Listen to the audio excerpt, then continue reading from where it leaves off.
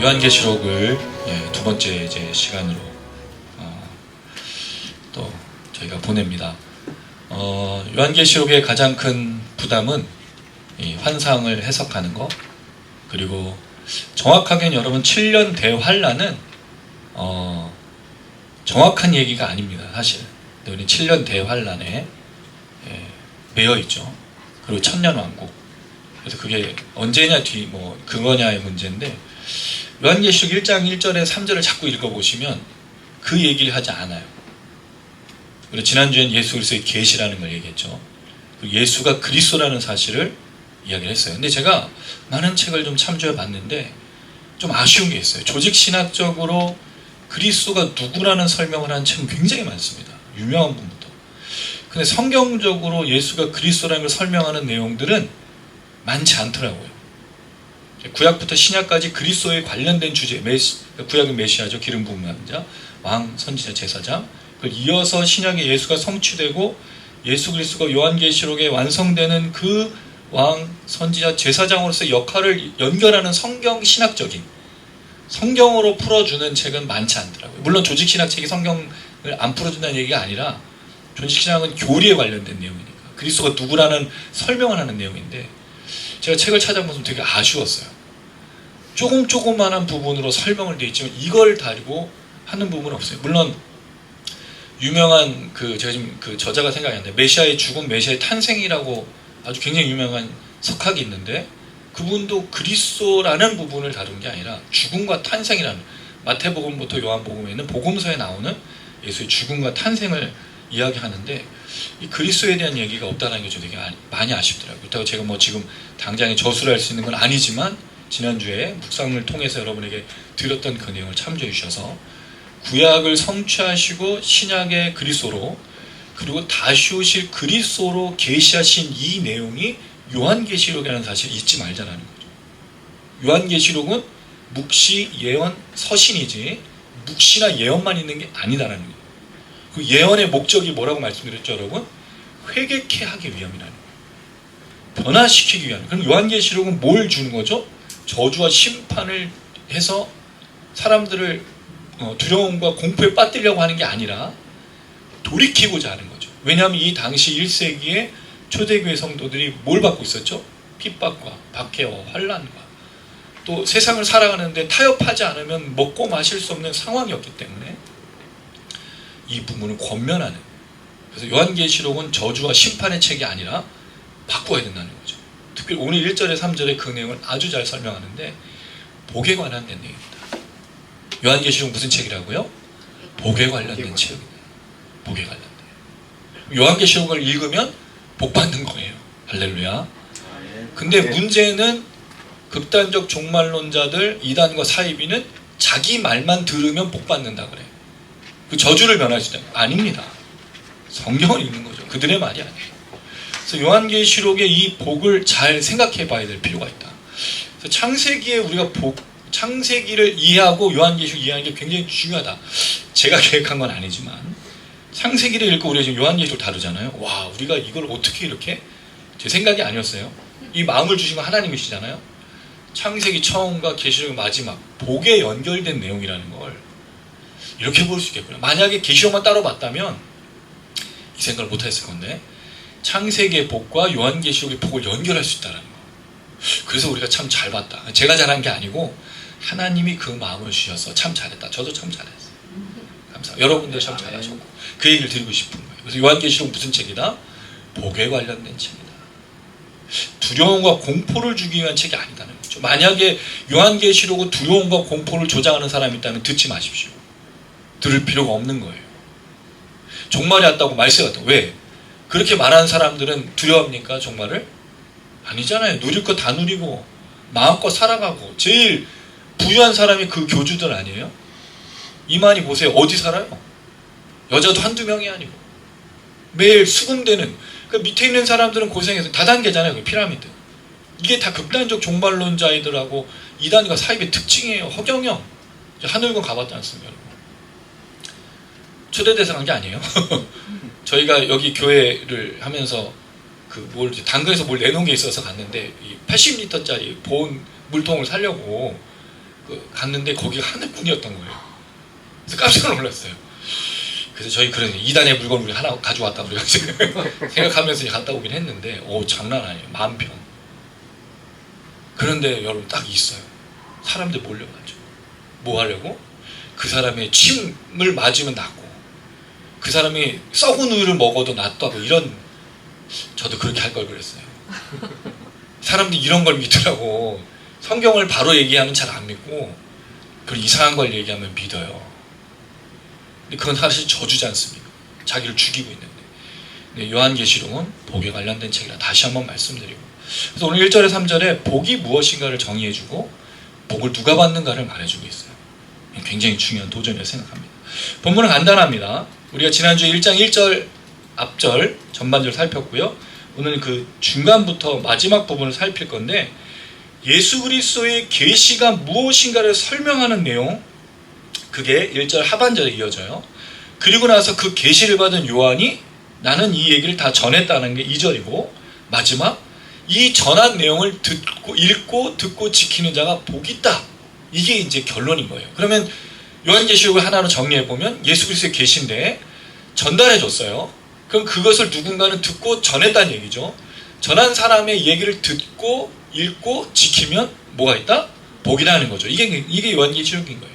자세한 내용이 이제 그 다음에 이어지는 거지만 결국에는 예수 그리스도의 계시가 이 땅에 임했는데 요한이 듣고 전했어요. 전한 것을 읽고 듣고 지키면 복이라는 거예요. 이게 이제 요한계시록이라는 거죠. 이게 이제 오늘의 구조입니다. 자, 그러고 나서 이제 조금 더 세부적으로 생각해 보도록 할게요. 자, 1절 하반절부터 좀 보겠습니다. 이는부터 한번 봅니다. 1절입니다. 1절 이는부터 시작. 이는 하나님이 그에게 주사 반드시 속히 일어날 일들을 그 종들에게 보이시려고 그의 천사를 그 종 요한에게 보내어 알게 하신 것이라. 자, 여러분 이 요한계시록은 기록물이잖아요. 근데 원래는 기록물은 아니었어요. 원래는 이제 전달하는 음성이었었는데 이거를 구전했던 걸 기록한 거죠. 이는이라는 말이 무슨 뜻이죠, 여러분? 앞에 있는 내용을 가져온다라는 거잖아요. 앞에 있는 내용이 뭐예요? 예수 그리스도의 계시는 인 거죠. 근데 이걸 구분을 했단 말이에요. 근데 정확하게는 헬라어는 이는이 아닙니다. 하나님이 그에게 주셨던 것들을 이란 뜻이에요. 이걸 이제 앞으로 관계사니까 이제 앞으로 뽑아가지고 이는으로 하는데 것들을. 근데 그게 뭐라고요? 예수 그리스도를 통해서 주신 것, 그 내용이라는 거죠. 그 설명. 그래서 계시에 대한 설명 첫 번째, 하나님이 주셨다는 거예요. 그럼 누구에게 주셨죠? 그가 누굴까요, 여러분? 예수 그리스도입니다. 하나님이 누구에게 먼저 이 계시를 주셨다고요? 요한에게 준 게 아니에요. 요한은 나중에 봤습니다. 예수 그리스도가 누굴 통해서? 천사를 통해서 요한에게 준 거예요. 계시의 전달자들이 있다라는 거죠. 요한은 나중이에요. 먼저는 하나님이 예수에게 주셨다는 거예요. 그래서 여러분 이 한글 성경을 읽으실 때 특별히 요한계시록의 마태복음이나 서신서들을 읽으실 때는 문장을 구분해서 읽으면 좋아요. 이건 제가 다음 주에 한번 나눠드릴게요. 예수 그리스도의 계시다. 밑으로 칸을 내려서 이는 또 띄고 하나님이 그에게 주사. 이게 수시거든요. 다. 이렇게 보면 성경이 굉장히 이런 뜻이구나라는 걸 알 수 있어요. 이게 원래 구문 분석하는 헬라어를 분석하는 방법인데 제가 이거 비싼 거 저는 이거를 6천만 원을 내고 한 거를 여러분이 공짜로 알려드리고 있는 거예요. 그래서 저는 매일 500원을 받아야겠어요. 사실은 제가 박사학위까지 한 6천만 원 들어갔더라고요. 학위를 하는 과정에 진짜 많이 들어간 거예요. 진짜 하기가 쉽지가 않은 겁니다. 돌아보면 어쨌든 간에 하나님이 그에게 주신 거예요. 자, 여기에 보면 하나님과 그럼 예수 그리스도가 서로 주다라는 말은 이렇게 책을 전달해 준 게 아니잖아요. 뭐 하는 거죠? 이걸 뭐라고 볼 수 있을까요, 여러분? 두 분이 대화하신 거죠. 하나님과 예수님이 대화하신 거예요. 이 장면을 우리가 어디서 볼 수 있죠? 창세기에. 물론 여러분 이게 갑자기 생각은 안 날 건데 창세기에 하나님이 세상을 어떻게 창조하셨습니까? 그렇죠. 빛이 있으라. 가라사대. 이르시되라는 말이 굉장히 많잖아요. 가라사대. 말씀하시되. 있으라 하면 있었고. 근데 그거를 요한복음은 어떻게 표현했죠? 자, 요한복음 한번 돌아가 볼까요? 요한복음 1장 1절. 요한복음 1장 1절입니다. 요한복음 1장 1절. 한번 보세요. 요한계시록을 요한이 썼잖아요. 요한복음하고 연관성이 있을까요? 없을까요? 있죠. 자, 1장 1절 한번 읽어볼게요. 요한복음 1장 1절 시작. 태초에 말씀이 계시니라. 이 말씀이 하나님과 함께 계셨으니 이 말씀은 곧 하나님이시니라. 말씀이 누구라고요? 예수. 근데 예수가 하나님이신 거죠. 그럼 예수와 하나님은 같이 공존하고 계셨는데 태초에 서로 대화를 하셨다는 얘기예요. 근데 창조가 어떻게 이루어지느냐? 3절 1장 3절 시작. 만물이 그로 말미암아 지은 바 되었으니 지은 것이 하나도 그가 없이는 된 것이 없느니라. 창조가 어떻게 일어났어요? 예수님을 통해서. 근데 예수님 뭐라고요? 말씀. 그럼 하나님이 명령을 하면 누가 창조를 하신 거예요? 예수님께서. 이 관계를 본다면. 그리고 창세기 1장 2절에는 누가 이 물 위를 운행하시죠? 그렇죠. 그리고 요한계시록에도 성령이 나와요. 4절 그의 보좌 앞에 있는 7영과. 요한계시록이 뭐를 좀 닮아 있어요? 창세기를 닮아 있다는 거죠. 무슨 말이에요? 요한계시록의 이 마지막 이야기는 말세의 심판과 저주를 위해서가 아니라 하나님이 예수님과 성령님과 함께 다시 뭘 하시는 것처럼 보인다? 새 창조를 하시는 것처럼 보인다는 거죠. 그 세 분이서 의논하는 거예요. 이 마지막 말에 처음 창조했던 것을 우리가 함께 이 창조를 이루자. 마치 이것처럼 요한계시록이 보인다는 거죠. 근데 이걸 만난 극단적 종말론과 이런 걸로 보면 보이지가 않는 거예요. 하나님이 말씀하신 게 예수에게 전달하는 게 아무 의미가 없어. 그냥 계시의 전달자 요한이 바로 나고 내가 성령이고 이런 희한한 얘기를 한다는 거죠. 그게 아닙니다. 새 창조가 이루어지는 거예요. 마치 처음 창세기처럼 요한계시록. 그러니까 여러분 요한계시록 21장 20장에 뭐가 나와요? 새하늘과 새 땅. 이 창조 너무 나쁜 것 같아요. 이걸 찾아와야 돼요. 우리가. 걔네들은 이 의미를 모르잖아요. 근데 이게 하나님의 마지막 계획, 완성의 계획. 예수와 성령과 함께 이 창조를 이루시려고 하는, 새 창조를 이루시려고 하는 그 얘기다. 그래서 그 얘기를 우리가 볼 수 있다는 거죠. 자, 그리고 나서 두 번째 수식어, 예수 그리스도의 계시는 뭘 기록한 거냐? 반드시 속히 일어날 일들이라는 거죠. 이렇게 잘라보면 무슨 설명인지 이해가 되죠? 그래서 여러분 성경은요, 특별히 신약은 꼭 반드시 문맥으로 읽을 때 설명이 다 나와요. 서신서는 더 그래. 제가 우리 에베소서 히브리서도 볼 때도 그렇게 설명을 드렸어요. 쭉 읽어보면 앞에 내용을 설명을 내고 그 다음에 그러니까 자기가 마음대로 생각하면 안 되는 거예요. 단어 하나 가지고 꽂혀가지고 하면 안 된다는 거죠. 문맥으로 설명해요. 자, 그래서 예수 그리스도의 계시는 하나님이 주신 거예요. 예수가 만든 게 아닙니다. 자, 그리고 나서 하나님과 창조하듯이, 그리고 나서 그 내용, 전체적인 내용이 뭐예요? 반드시 속히 일어날 일들이라는 거죠. 이게 중요한 거예요, 이게. 자, 반드시라는 말은 사실 없는 말인데, 이 말은 원하다라는 텔로라는 단어에서 나왔는데요. 무슨 의미냐면 해야만 한다. 반드시라는 말보다 해야만 한다. 머스트 같은 뜻이에요. 영어에. 그러니까 이것은 속히 일어날 일들이야. 그러니까 반드시라고 이제 강조해서 이제 말하는 거죠. 해야만 하는 일들이라는 거죠. 근데 속히라는 단어가 속히. 여러분 이 속히라는 말이 요한계시록에 얼마나 많이 등장하는지 아세요? 한번 찾아볼까요? 속히라는 말이 등장하고 있는 요한계시록에 여러 가지 표현들이 있어요. 계시록 3장 11절 한번 보십시오. 3장 11절 찾으셨나요? 예, 읽어볼까요? 시작. 내가 속히 오리니 내가 가진 것을 굳게 잡아 아무도 내 멸관을 빼앗게 못하게 하라. 자, 속히라는 말이 뭐와 연결되어 있죠? 오는 거. 누가 오는 거죠? 예수께서 오시는 거. 22장 7절 한번 보십시오. 22장 7절. 22장이 3번 더 나와요. 한번 7절 한번 읽어볼게요. 시작. 보라 내가 속히 오리니 이 두루마리의 예언의 말씀을 지키는 자는 복이 있으리라. 속히가 뭐와 연결되어 있죠? 오는 거. 자, 22장 12절도 속히 오리니에요. 그리고 22장 20절은 속히 오시는 주님에 대한 반응으로 아멘 주세 예수여 오시옵소서. 속히 오리라는 말이 또 나오고 이렇게 되어 있다는 거죠. 그럼 속히란, 반드시 속히 일어날 일들은 뭘 말하는 것 같습니까, 여러분? 그렇죠. 그러니까 속히라는 말은 예수님이 오신다는 얘기라는 거예요. 그러니까 여러분 이게 복일까요, 복이 아닐까요? 우리에겐 이게 복이 아닐 수도 있지만 1세기에 예수를 믿고 핍박과 환난에 있던 7개 교회 성도들과 온 땅에 있던 성도들에게는 어떤 의미였겠습니까? 예수가 반드시 오신다는 이 말이 어떤 의미였겠어요? 복이잖아요. 이제 이 고통과 환난에서 견뎌낼 수 있고 이제 이 끝이 오는, 그럼 우리 인생에서 쥐구멍에도 볕들날이 있는 것처럼 살아가잖아요. 너무 긴 이 터널, 질병이든 상황이든 이게 끝나지 않을 것 같아요. 그러니까 우리를 두렵게 하는 게 그거 아닙니까? 많은 분들이 생을 마감하는 이유가 뭐예요? 내 생이 바뀌지 않을 거라 생각하니까 이것으로 끝내고 더 이상 견딜 수가 없어서 끝내는 거 아니에요. 이게 성도들의 마음이었다는 거죠. 1세기에. 그런데 예수가 뭐 한다고요? 속히 오신다고. 그러니까 그게 반드시 속히 일어날 일들로 본다면 이들에게 이것은 복이었다는 거죠. 이걸 말해주는 게 요한계시록의 이야기예요. 예수가 오시는 거. 근데 사실 여러분 이 얘기는 사도행전에도 아주 잘 나와 있어요.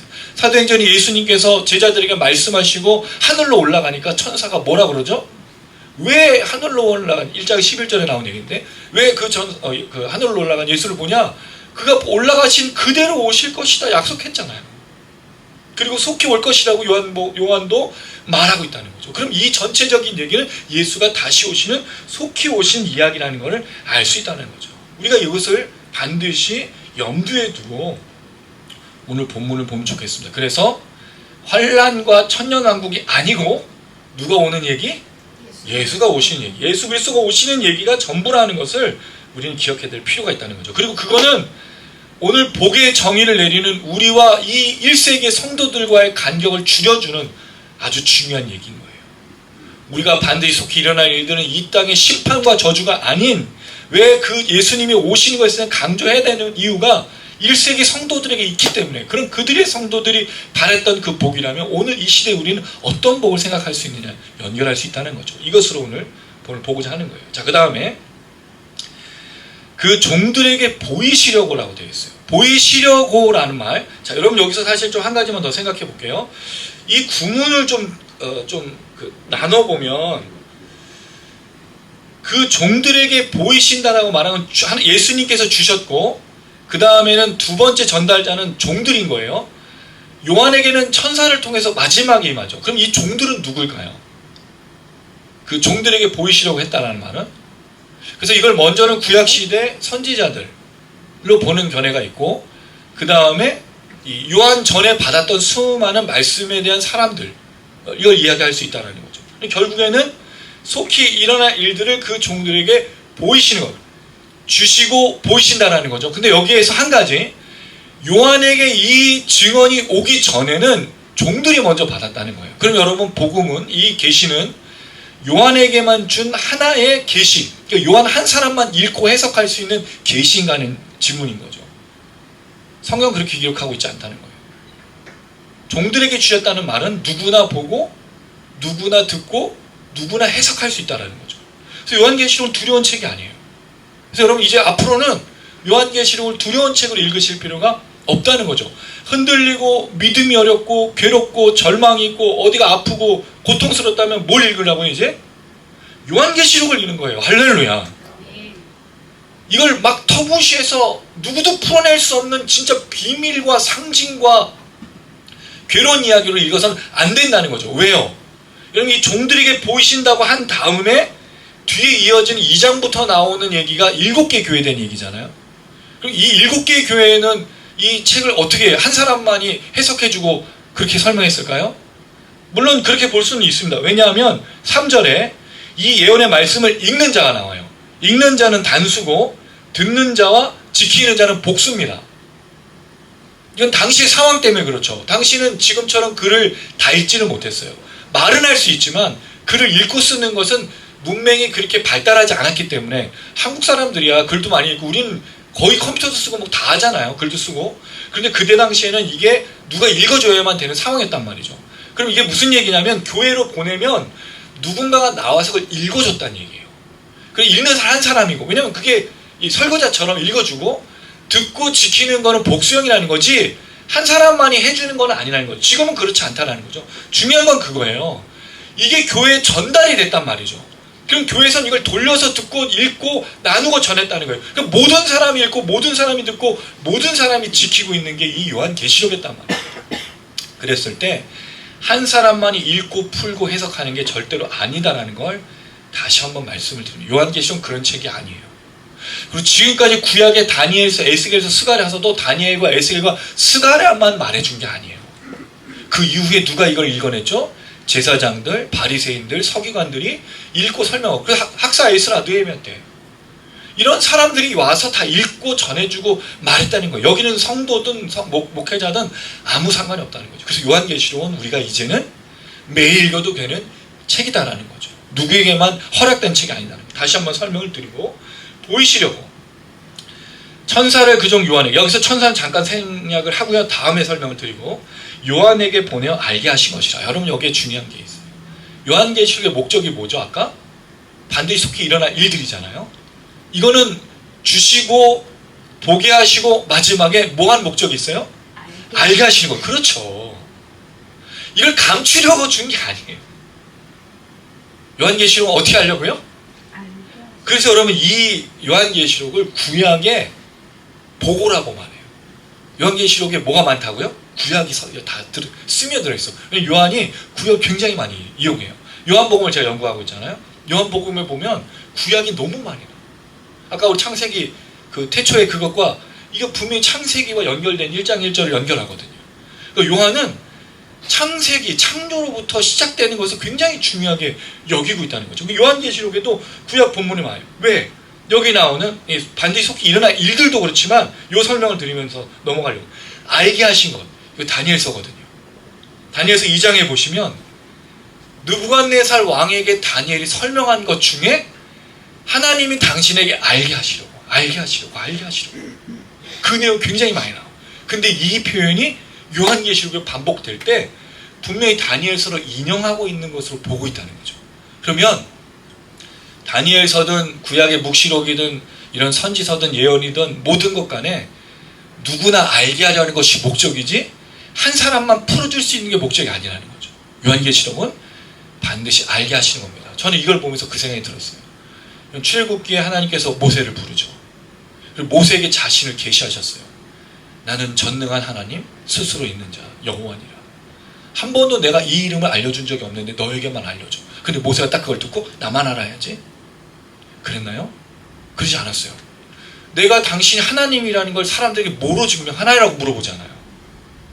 내가 여호와가 너에게 너희를 불렀다라고 말하라고 하면서 기적을 베풀죠. 그리고 나서 하나님이 출애굽의 아주 중요한 목적을 말해줍니다. 그게 뭡니까? 너희가 나를 뭐로 알리라? 여호와인 줄 알리라. 이런 거예요. 성경을 하나님을 알려주는 책입니다. 알게 하는 게 목적이에요. 감추고 모르게 하고 나만 알아야지가 아닌 거예요. 요한계시도 마찬가지입니다. 모든 성도들에게 이 7개의 교회 전하면서 나만 알아야지 요한이 알려줄 때마다 돈 받아야지 이게 아니라는 거예요. 다 읽어. 그리고 당시에는 여러분 이게 회당이나 어떤 그 공공장소에서 모여서 이걸 했잖아요. 예배를. 또 숨겨진 곳에서 했을 때 전달했을 때 이게 제가 그 주중에 연설을 얘기했어요. 이 고대 수사학 중에 연설이 있어요. 연설이 3가지가 있는데 하나는 심의적, 법정적, 제의적. 이걸 읽을 때 여러분 이렇게 읽었겠어요? 예수 그리스도의 계시라. 이는 하나님 우리 성경 통독하듯이 읽지 않았다는 거죠. 요한이. 그리고 이걸 읽는 사람이 예수 그리스도의 계시라 이렇게 읽었단 말이죠. 감동과 감정과 격정적인 말로 연설한 거예요. 왜? 하나님의 말씀을 당신들이 듣고 돌이키기 위해서. 그러니까 알게 하려는 목적으로 이걸 했다는 말이죠. 저는 이걸 그냥 쭉 읽어가지만 이 당시에 이걸 읽었던 모든 그 읽은 사람들은 연설하듯이 돌이키듯이 회복하듯이 치유하듯이 선포하듯이 했단 말이죠. 사실 그게 설교자의 지금 역할이듯이 그랬던 글이라는 거죠. 그랬던 연설이라는 거예요. 근데 그 목적이 뭐라고요? 알게 하시려고. 요한계시록 알게 하려고 하는 거예요. 왜? 속히 반드시 일어나야 되기 때문에 이걸 알려주려고 한 책이라는 거죠. 자, 여기까지 이제 설명을 드렸어요. 혹시 만약에 뭐가 좀 잘 이해가 안 되면 언제든지 질문하셔도 돼요. 제가 우리 교회 설교의 특징이 그거예요. 질문하는 거. 저도 질문을 많이 하는데 여러분 질문 잘 안 하잖아요. 왜냐면 제가 질문하면 여러분 다 고개를 숙이잖아요. 왜 틀릴까봐. 한국 사람들의 특징. 질문하면 다 고개를 숙여. 그럼 선생님이 뭘 하죠? 오늘 며칠이지 하면서 번호를 불러. 그리고 내가 오늘 안심하고 있는 순간에 갑자기 뒤통수를 치는 기발한 방법으로. 근데 사실 질문하고 대답하는 건 틀리냐 안 틀리냐를 확인하려는 게 아니에요. 제가 설명을 잘하고 있는지를 묻고 있는 겁니다. 이 질문인 거예요. 제가 설명을 지금 잘하고 있나요, 여러분? 이해가 되고 계신가요? 만약 이해가 안 된다면 언제든지 얘기해 주세요. 그럼 제가 또 다른 방법을 찾아야 되니까. 자, 중요한 건 예수 그리스도의 계시예요. 근데 이 계시는 누구에게 주셨다고요? 예수님에게. 예수님께서 주셨는데 그 목적이 뭐죠? 반드시 속히 일어날 것을 종들에게, 모든 사람들, 모든 이들에게 보여주시고. 그럼 요한만 본 게 아니에요, 이게. 물론 요한이 기록한 거지만 이런 역사들을 요한만 본 건 아니라는 거죠. 모두가 보고 있고, 요한을 통해서는 뭘 부탁한 거예요? 모두에게 알려주도록. 그러니까 요한계시 알려지는 책이라. 이게 이제 첫 번째 얘기입니다. 자, 두 번째 2절입니다. 읽어볼게요. 시작. 요한은 하나님의 말씀과 예수 그리스도의 증거, 곧 자기가 본 것을 다 증언하느니라. 자, 요한은 하나님의 말씀과 예수 그리스도의 증거라고 얘기해요. 자, 이건 뭘 설명하는 것처럼 보이죠, 여러분? 예수 그리스도의 계시를 설명하는 내용이에요. 왜냐하면 그가 받은 거잖아요. 천사를 통해서. 예수가 하나님께서 받고 천사를 통해서 주신 건 요한이 이제 들었는데, 그 요한이 받은 내용이 뭐냐면 하나님의 말씀과 예수 그리스도의 증거라는 거죠. 하나님의 말씀은 그럼 결국 뭐죠? 예수 그리스도의 계신 거죠.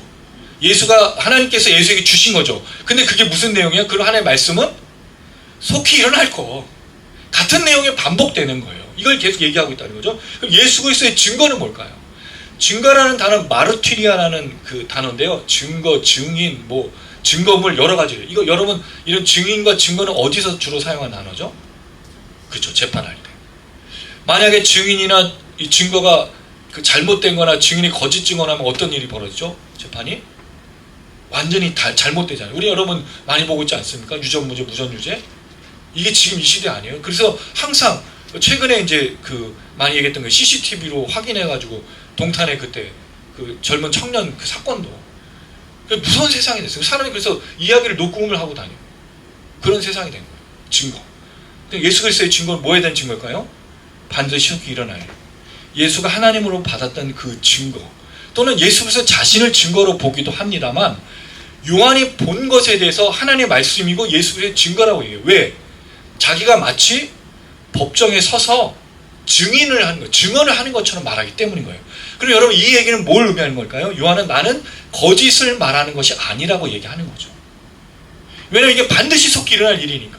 그리고 이걸 듣는 그 당시의 성도들은 요한이 말하는 것을, 그 증언을 법정의 용어로 보면 진실 말하는 것을 한다면 그들은 이 말씀을 어떻게 받아들여야 되는 거죠? 진실로, 진리로 받아들여야 되는 거죠. 이걸 그냥 덮고 너는 말해라, 나는 듣지 않겠다가 아니라, 환난과 고통과 아픔과 괴로움 속에서 세상과 타협하고 싶은 수많은 마음들 속에서 요한이 증언한 그 증언을 듣고 이걸 진리로 삼고 걸어야 된다는 거죠. 저 말이 사실이니까, 저 말이 진짜니까. 여러분, 사실 저는 이게 되게 중요하다고 생각해요. 매주일 우리가 말씀을 나눕니다. 그리고 여러분, 일주일 내내 설교를 듣고 또 어떤 영상들을 보고 그 말씀을 듣죠. 그 말씀을 들을 때 여러분의 그 기본적인 자세가 뭐죠? 저 말은 사실이야, 사실이 아니야, 이거로 접근하시나요? 진리라고 생각하고 듣고 계신 거잖아요. 진리라고 생각하고 듣지 않으면 어떻게 이 말을 듣겠습니까, 여러분? 그럴 때 분명을 말씀드려요. 환난과 곤고와 어려움, 여러분, 이게 그냥 우리가 먹고 사는 문제를 얘기하는 게 아니라 1세기 상황에 대한 성도들이라면 예수를 믿음으로 일어나고 발생하고 있는 수많은 일들 속에서 이 요한이 증언하는 이 말을 사실로 받아들이지 않으면 어떻게 견디냐는 거예요. 내가 만약 그 입장이라면 요한이 이 말을 하는데 거짓말이야, 나 안 믿어, 예수가 다시 오신다고? 속히 오신다고? 그런 징조라고? 지금 일어나고 있는 이 모든 것들이 그걸 말하고 있다고 안 믿는다면 어떻게 이걸 받아들이냐는 거예요. 요한이 왜 이야기를 하죠? 내가 말하는 건, 내가 본 것은 내가 본 것만 말하는 게 아니야. 하나님의 말씀이야. 예수께서 증거하신 거야. 왜? 예수 그리스도에 계시니까. 하나님이 예수에게 주신 거고, 하나님과 예수님과 서로 말하면서 나에게 주셨던 거기 때문에 내가 본 것은 거짓말이 아닙니다. 진실입니다. 그러니 뭘 부탁하는 거죠? 믿어주십시오. 이 말씀대로 살아주십시오. 이 말씀을 따라 견뎌내 주십시오라고 요한이 말하고 있다는 거예요. 굉장히 중요한 얘기예요. 자기가 법정 앞에 서듯이 선서, 나는 모든 증인과 재판장 앞에서 거짓말하지 않겠습니다. 그 법정의 얘기잖아요. 법정적인 거잖아요. 그래, 나 거짓말하는 게 아니야. 그래서 성도님들 조금만 참읍시다. 이 얘기를 하고 싶은 거죠. 조금만 견딥시다. 예수가 반드시 오십니다. 속히 오십니다. 그러니 그 모든 상황에서 견딥시다. 조금만 참아냅시다. 예수님 없는 것 같고 하나님 없는 것 같고 하나님 역사하시지 않는 것 같고 지금은 마치 로마 제국이 모든 걸 압제하고 저들이 또 유대인들이 공격하고 있고 우리는 먹고 살 것도 없는 그런 고통을 당하고 있지만 예수 다시 오신다고요. 제 말을 좀 믿어주십시오라고 요한이 말하고 있다는 거죠. 이게 사실 제가 매주 여러분에게 드린 말씀입니다. 성도님들 제발 좀 저를 믿어주세요. 제 얘기가 아니라 하나님의 말씀입니다. 예수가 증거하시고 예수가 살아내셨고 모든 사도들과 제자들이 살아낸 말씀입니다. 들어주십시오. 비록 상황과 환경도 다르고 옛날의 언어이긴 하지만 오늘 이 시대에도 적용되는 하나님의 말씀이라고 전달하고 있다는 거죠. 할렐루야. 굉장히 중요한 말씀드립니다. 그래서 요한이 얼마나 간절했겠어요. 사실 이번 주에 어떤 목사님을 만나서 얘기를 하는데 그런 얘기를 했어요. 여러분 그 한국교회 목사님들이 제일 좋아하는 설교가 뭘까요? 제가 한번 거기도 페이스북에 썼는데 한국교회 순종, 헌신, 교회 순종하고 교회 일만 열심히 하라 그러지. 그럼 한국교회 성도들이 좋아하는 설교는요? 축복 또는 위로. 이 설교가 맞지 않아. 서로 말하는 사람하고 듣는 사람이 서로 생각이 달라. 자, 그럼 질문을 드려볼게요. 그럼 진정한 위로는 뭐죠? 그분이 저한테 그러신 거예요. 자기는 어떤 목사님이 굉장히 위로를 잘해주신 분이다. 근데 그분은 어떤 분이냐면 하나님이 하십니다, 하나님이 행하십니다라는 걸 선포만 한대. 그러니까 감정적 위로를 주거나 그렇지 않다는 거죠. 동의는 하는데 좀 다 와닿진 않았어요. 그래서 한 주간 좀 고민이 됐습니다. 그럼 진정한 위로가 뭐예요? 여러분에게 있어서 진정한 위로 뭐를 느끼세요? 공감해 주는 거, 소통하는 거? 여러분 그건 한계가 있습니다. 공감과 소통이 다 되지도 않아. 그리고 사실 위로는 누가 주는 거예요? 제가 주는 게 아니잖아요. 나는 그냥 곁에 있을 뿐이지. 저는 그냥 들어줄 뿐이에요. 남편도 아내도 마찬가지예요. 진정한 위로가 안 돼. 그러니까 여러분 남편과 아내가 싸우는 이유가 거기 있는 거 아니에요? 나는 일을 얘기했는데 남편이 일을 얘기하고 남편이 일을 얘기했는데 아내는 삶을 얘기하니까. 그러니까 이게 서로 맞지 않으니까 내 마음을 알아주는 사람이 없다고 생각해서 막 슬픔에 잠겨. 여러분 그런 거 이 세상은 그래요. 내 마음 알아주는 한 사람도 없어. 그럼 진정한 위로는 어디서부터 오죠? 그렇죠. 하나님으로부터 와요. 근데 문제는 뭐예요? 하나님부터 오는 위로가 뭔지 모른다는 거예요. 우리가 정의를 해본 적도 없어. 하나님 여러분 갑자기 막 근데 막 뭐가 하늘 쫙 내려와서 그런 경험들 많이 한다 그러잖아요. 막 하나님 막 나를 감싸는 것 같고 나에게 막 그럴 수도 있죠. 뭐 그런 분도 있고. 근데 그게 위로냐고요. 그럼 여러분들이 생각하신 위로는 뭐예요? 만약에 그게 여러분 구체적이면 제가 그렇게 해드릴게요. 왜냐 하나님의 힘을 받아서. 근데 우리도 잘 몰라. 저는 이 말씀을 드리고 싶은 거예요. 진정한 위로는 뭘까? 하나님이 주신 위로는 뭘까? 저는 이 얘기가 그대로 1세기 성도들이 받기 원했던 위로와 그들 견디고 있었던 축복이 뭐였냐? 그들 삶에서 먹고 마시고 문제가 해결되는 게 아니라는 거죠. 내가 오늘 잘 먹고 잘 사는 게 그들의 목적이 아니었다는 거죠. 그들에게 있어서 진정한 위로는 뭐예요? 예수가 속히 오신다는 거였죠. 그리고 하나님은 이 로마 제국의 압제 속에서도 나의 고통 속에서도 나를 통치하시고 나와 동행하신다는 사실이었어요. 그거 어디서 알 수 있어요 여러분? 창세기에 요셉이었잖아요. 구덩이에서 형들이 나를 발가벗겨서 그 구덩이 쳐넣고 나를 죽이려고 얼마나 형들이 악독했어요? 바로 옆에 자기들 밥을 먹고 있어.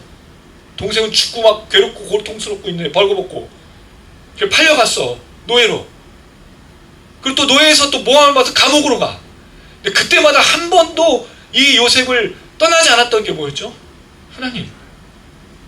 그럼 요셉 뭘로 위로를 받았겠냐는 거예요. 자기가 노예로 풀려나고 감옥에서 억울함이 해결되어서 그게 일이 있었으면 위로였겠지만 그게 아니었다는 거죠. 놀랍게도 상황과 환경 하나도 바뀌지 않았는데 누가 동행하셨어요? 그렇죠. 이게 요한이 말해주고 싶은 거예요. 저도 말해주고 싶은 게 그거예요. 비록 우리의 삶에 어떤 것들이 확확 드러나서 막 바뀌어지고 놀랍게 일어나는 것도 있겠지만 그렇지 않더라도 하나님은 함께 하신다는 거죠. 그렇지 않더라도 하나님은 듣고 계신다는 거죠. 그렇지 않더라도 저는 이게 진정한 위로라고 생각합니다. 제가 드릴 수 있는 유일한 말씀. 물론 함께 공감하고 함께 진짜 눈물로 기도해, 매일 기도해, 매일 아침마다 저녁마다 여러분들로 이름을 놓고 기도한다고요. 해주실 게 없어. 뭘 어떻게 해드려야 될지 몰라. 지혜도 없고 아무것도 능력이 안 되니까. 근데 제가 아는 거, 제가 창세기를 통해 성경을 통해 아는 거, 하나님 반드시 당신들과 함께 하십니다.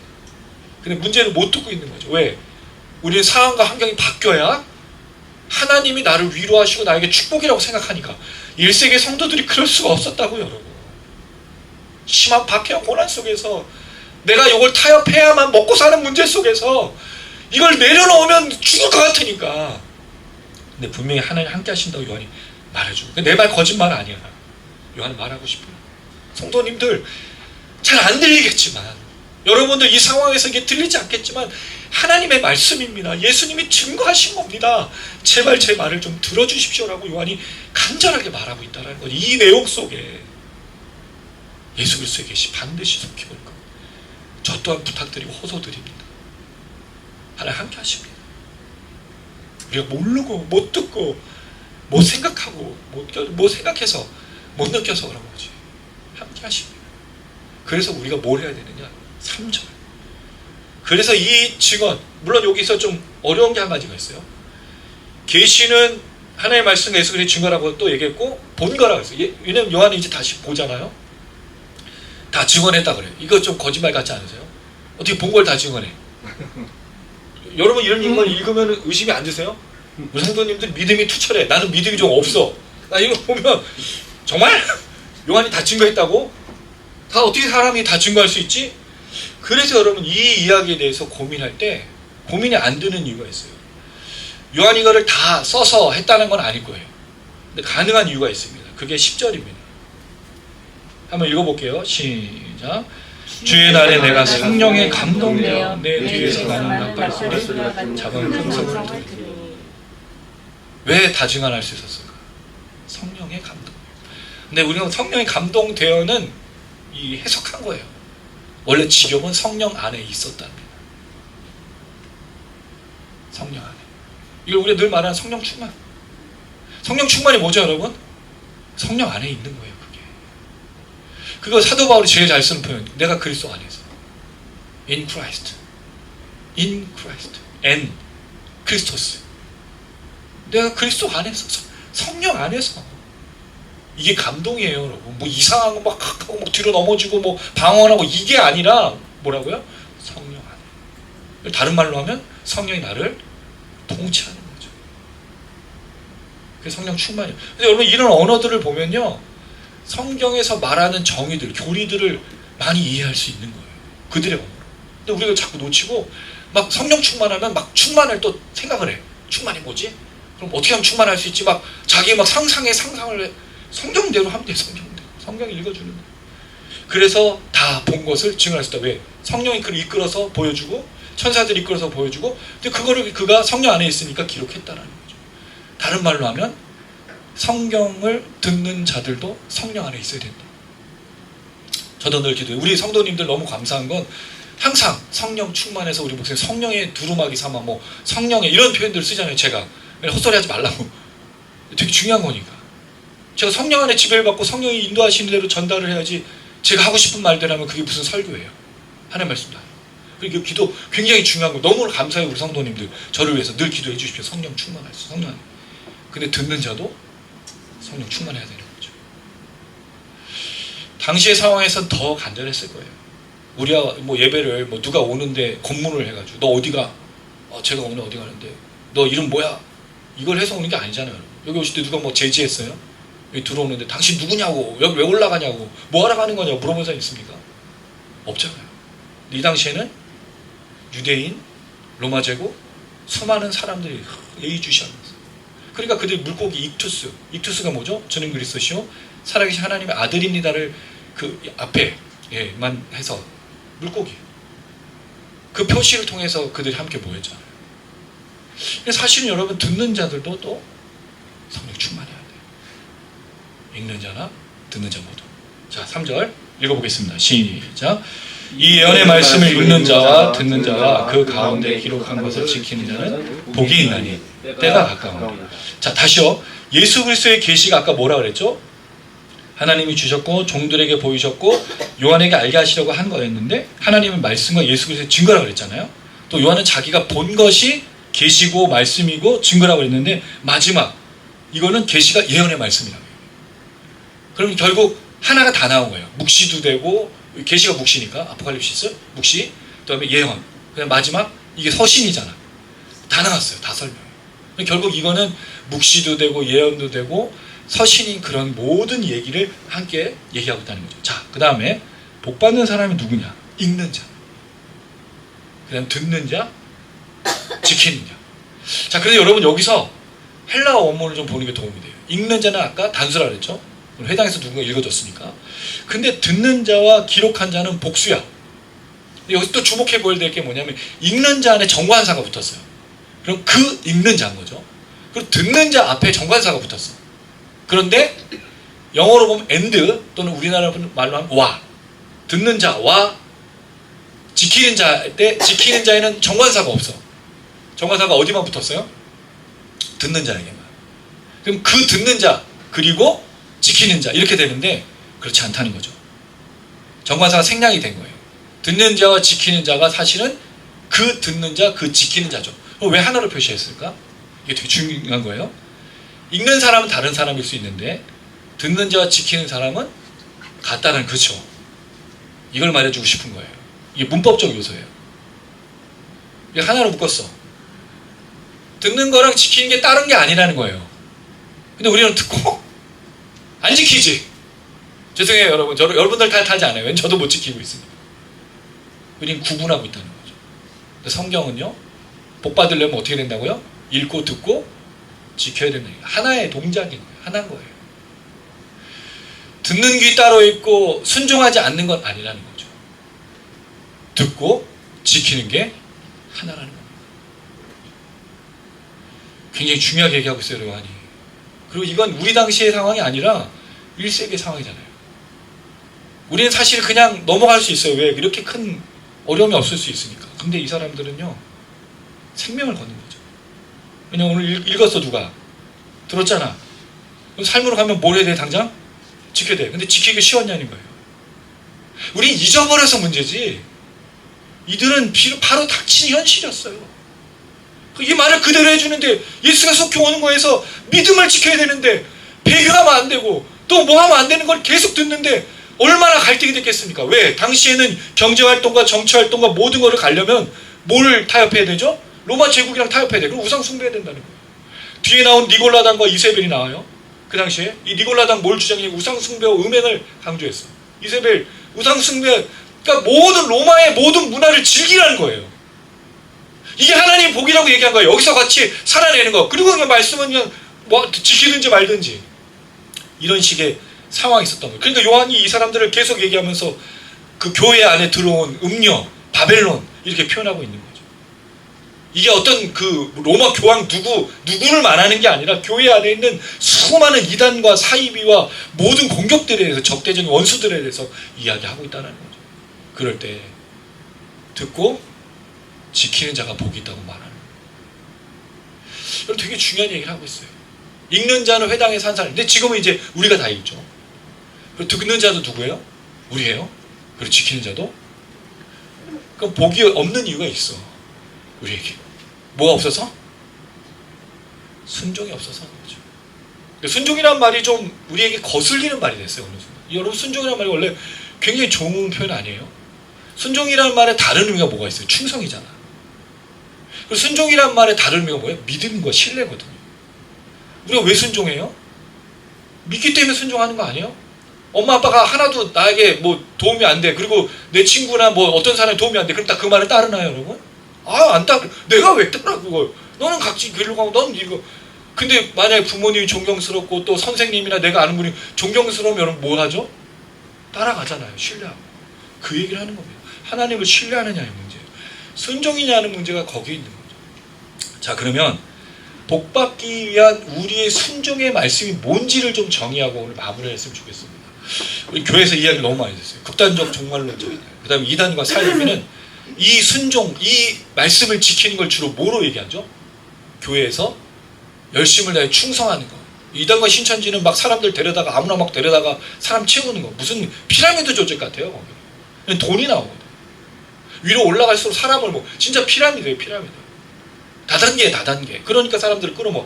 만약에 없으면 맨날 저 밑에서. 근데 밑에 있는 사람들은 그걸 모르죠. 어쨌든 간에 그들이 요구하는 충성과 그들이 요구하는 그 모든 게 뭐에 달려있는 거예요? 누구에? 교회. 극단적 종말론주의자들도 똑같아요. 세상에 별로 관심이 없어요. 세상을 변혁시키고 세상 가운데 들어가서 사람들을 치유하고 회복하는 일에 정말 관심이 없어요. 굉장히 극단적입니다. 다 어디에 모여 있어야 되죠? 교회. 예배 빠지면 안 돼. 주일 성수는 당연한 거죠. 헌금을 안 드려? 11절 안에 벌받고 저주받아. 여러분 아닙니다. 요한이 말하고자 하고 했던, 요한이 지키려고 했던, 이걸 듣고 지키는 자가 복이 있다고 말했던 게 주일 성수, 헌금과 봉사가 아니라는 거예요. 요한계시록에 아주 중요한 내용들이 나오고 있습니다. 여러분 그게 뭐죠? 속히 오리라는 말씀과 하나님의 말씀이 이루어지는 것에 대해서 설명할 때 대부분의 이야기들이 뭐와 관련되어 있냐면 예수의 다시 오신과 관련되어 있는데, 거기에서 중요한 표현 한 가지가 뭐냐면 예수의 다시 오심이 뭘 말하고 있는가 하는 것입니다. 그게 여러분 복이에요. 복. 요한계시록에 나타나는 복이 여러분 7가지가 있습니다. 몇 가지가 있다고요? 7가지 복이 있어요. 근데 그게 마치 마태복음의 7복 같죠. 아니 8복. 마태복음 8복 같이 얘기하고 있는데, 그 7복이 계시록 14장 13절에 나와요. 제가 설명을 드릴게요. 주 안에서 죽는 자들은 복이 있도다. 그럼 주 안에서 죽는다는 말이 뭐죠? 순종? 순교. 믿음을 잃지 않고. 그 다음에 계시록 16장 15절, 도둑같이 내가 오는데 자기의 부끄러움을 보이지 아니하는 자. 부끄러움 보이지 않는다는 말은 순종, 또 배교하지 않고 믿음으로 살아내는 거죠. 자, 그 다음 세 번째 복, 계시록 19장 9절이에요. 혼인잔치에 청함을 받은 자. 그 잔치에 초대받은 자. 잔치에 초대받은 자들의 특징이 뭐죠? 거룩, 정결, 회개와 순결의 모습. 그 다음에 20장 6절, 부활에 참여하는 자들은 복이고. 부활에 참여하는 자들은 누구죠? 온전한 믿음과 순종의 삶이죠. 그 다음에 계시록 22장 7절, 두루마리의 예언의 말씀을 지키는 자. 이건 앞선 내용이랑 좀 비슷하고. 22장 14절, 자기 두루마기를 빠는 자들. 이것도 순결과 회개와 거룩함. 그럼 결국 복이 뭐와 관련되어 있어요? 지키는 건데 주로 순종, 거룩함, 정결, 또는 죄를 회개함. 한 가지 더 아주 중요한 표현, 22장 10절에서 12절. 이건 찾아보죠. 22장 10절에서 12절.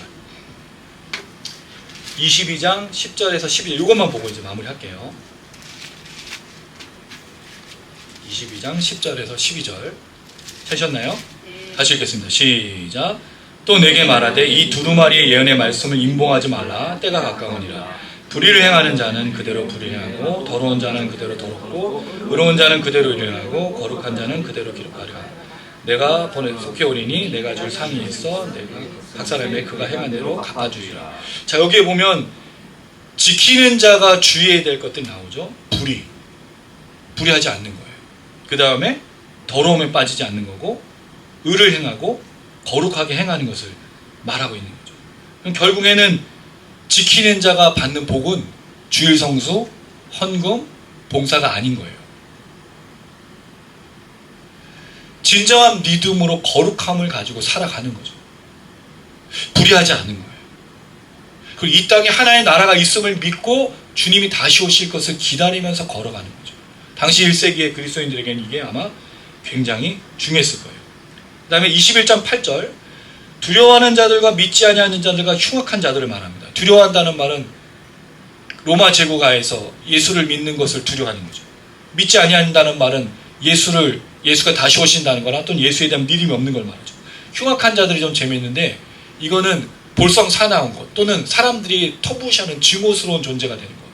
여러분 요새 그 빌런들이라고 부르죠. 주차 빌런 이런 거. 근데 교회가 그렇게 되고 있다는 거죠. 불법 세습, 교회 불의, 불법들, 거룩하지 않은 거. 그게 뭐와 연결되어 있죠? 여러분 살인, 음행, 점술, 우상 숭배, 거짓말하는 거. 그럼 여러분 복이 없는 거예요. 그럼 뭘 지켜야 되는 거지 결국?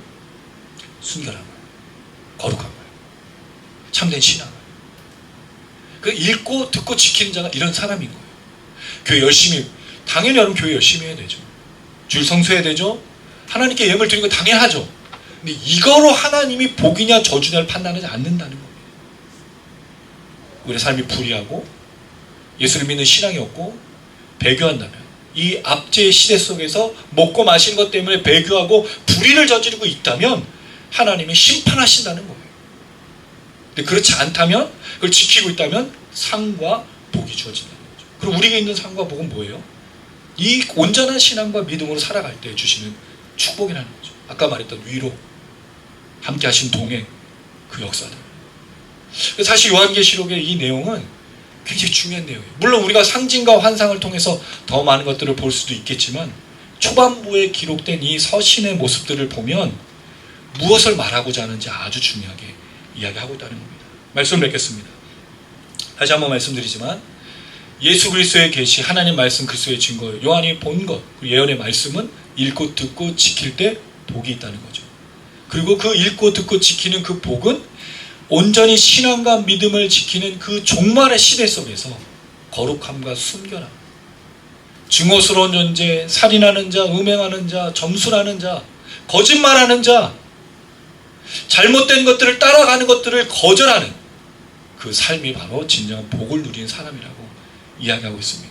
저는 그래서 그리스도인들이 이 땅에 정의와 공의와 정직과 진실, 늘 말씀드리지만 인자와 자비와 긍휼과 사랑을 베푸는 사람이 되어야 된다고 믿습니다. 그게 진짜 계시록을 믿고 하나님 말씀을 믿는 사람들이기 때문입니다. 그럴 때 뭐가 있다고요? 복이 있다. 이걸 말해주는 책이 요한계시록입니다. 우리가 복이 있는 사람이야. 우리가 그렇게 순종하며 살 때 1세기 로마에서 압제를 받고 있지만 그렇게 순종하며 살 때 당신들에게 뭐가 있다고요? 상과 복이 있다는 걸 말해줘요. 그럼 우리 모든 또 상과 복을 누리는 우리 모든 성도님들 되시기를 주님의 이름으로 축원합니다. 아멘.